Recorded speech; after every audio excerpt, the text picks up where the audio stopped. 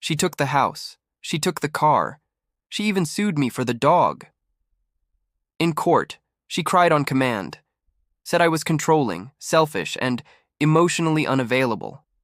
The judge gave her nearly everything. Friends told me to move on. Therapist said, forgive her. Not for her sake, but for yours. But I didn't need forgiveness. I needed patience. Because while she was posting new beginnings selfies in my old kitchen, she forgot one little thing. The brand, the business, the name she built her online empire on, it didn't belong to her. It legally, contractually, and irrevocably belonged to me.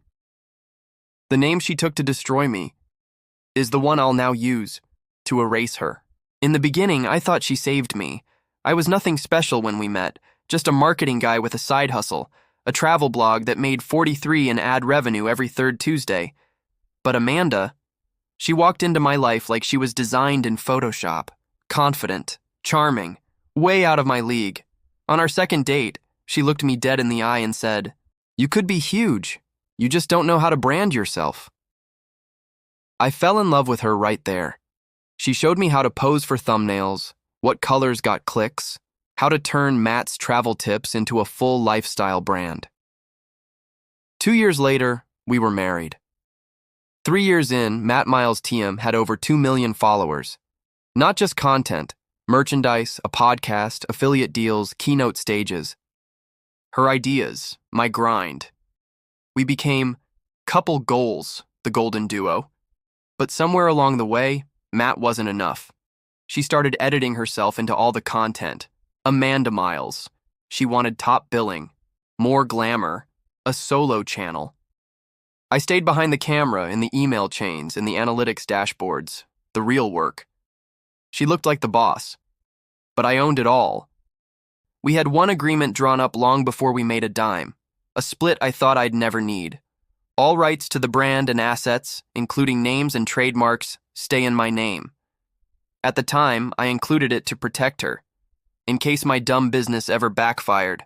She laughed, signed it in lipstick. Didn't even read it. By our 5th year, she was distant, short-tempered. By year 6, she was gone. Filed for divorce. Publicly. Ugly. Told the internet I was holding her back.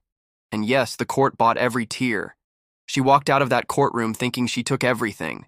But the name she used to flame me online, the name on her new brand, the one she attached to every caption, product, and podcast, that name was the one she legally gave away 6 years ago. To me. After the divorce, Amanda wasted no time. Within a week, she'd rebranded everything. Amanda Miles, TM, new logo, new website, new empowerment podcast. She posted daily about surviving toxic men and reclaiming your power. Her followers ate it up. Brands lined up to sponsor her. She even landed a book deal, all under the name she'd built with me. I watched it all from a distance. Friends sent me screenshots asking if I was okay. I just smiled and said, let her have her moment. But every time I saw her face on a billboard, every time I heard her voice on a podcast ad, I remembered the contract in my safe, the one she signed without reading, the one that made me the sole owner of the Miles brand in any form, for any use, forever. I waited. I watched. She started making real money. Her new merch line sold out in hours. She launched a retreat in Bali, $5,000 a ticket, all under the Amanda Miles TM brand. I could have stopped her then. But I wanted her to get comfortable, to build her empire on a foundation she didn't own. Meanwhile, I quietly renewed every trademark, every copyright, every domain. I even bought the rights to Amanda Miles in 3 more countries.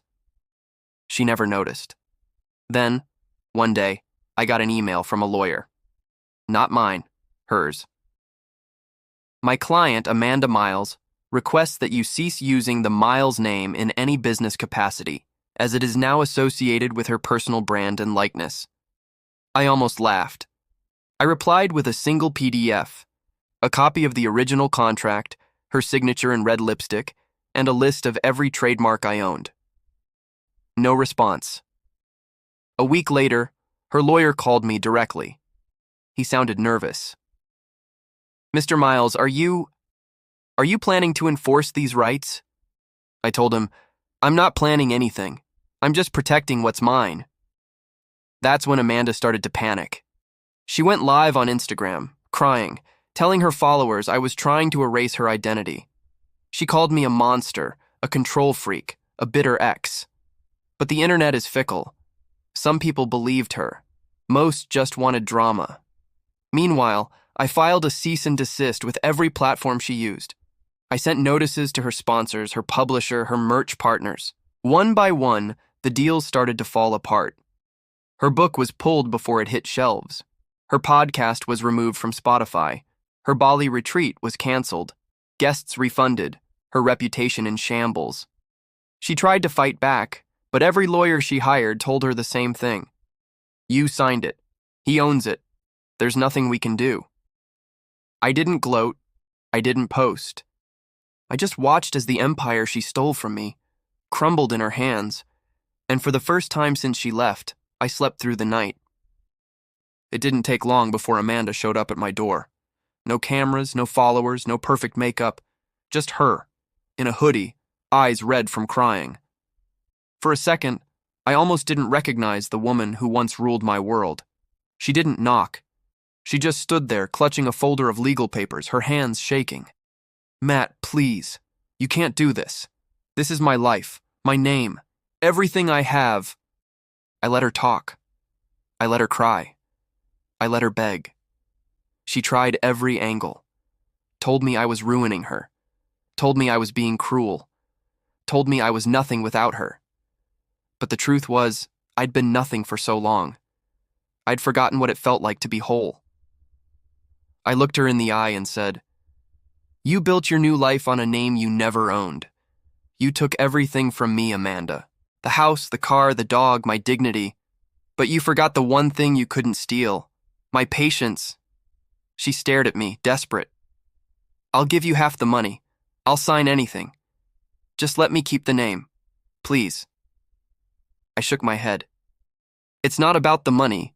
It's about respect. It's about consequences. You wanted to erase me, but you ended up erasing yourself.